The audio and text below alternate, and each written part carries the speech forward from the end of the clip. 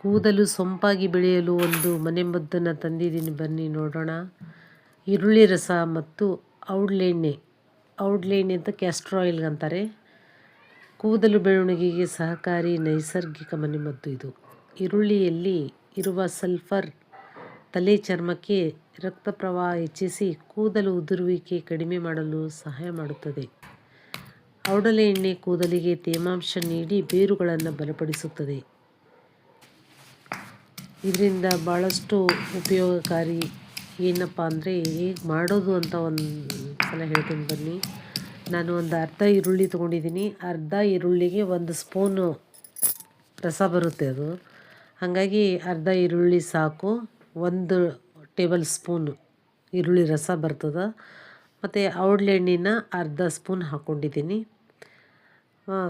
ತೆಂಗಿನ ಎಣ್ಣೆ ಬೇಕಾದರೆ ಹಾಕೋಬೋದು, ಇಲ್ಲ ಬಿಡ್ಬೋದು, ಅದು ಆಪ್ಷನಲ್ ಅದು. 1 ಬೌಲ್ನಲ್ಲಿ ಈರುಳ್ಳಿ ರಸ ಮತ್ತು ಔಡ್ಲೆಣ್ಣೆ ಮಿಶ್ರಣ ಮಾಡಿ ತಲೆ ಚರ್ಮಕ್ಕೆ, ಸ್ಕ್ಯಾಲ್ಪ್ಗೆ ಬೆರಳುಗಳಿಂದ ಸೌಮ್ಯವಾಗಿ ಹಚ್ಚಬೇಕು. ಹಚ್ಚಿ 5ರಿಂದ 10 ನಿಮಿಷ ಮಸಾಜ್ ಮಾಡಬೇಕು.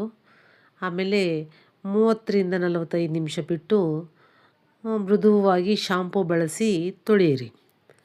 ವಾರಕ್ಕೆ 2 ಬಾರಿ ಬಳಸಿದರೆ ಬಹಳ ಉತ್ತಮವಾದ ಫಲಿತಾಂಶ ಕೊಡುತ್ತದೆ. ಉದ್ದ ಕೂದಲು ಬೇಕಾ? ನೋಡಿ, ಈ ಥರ ಮಾಡಿಕೊಳ್ಳಿ. ಮತ್ತು ಈರುಳ್ಳಿಯಲ್ಲಿ ಸಲ್ಫರ್ ಇದೆ, ಇದು ಕೂದಲಿನ ಬೇರುಗಳನ್ನು ಬಲಪಡಿಸುತ್ತದೆ.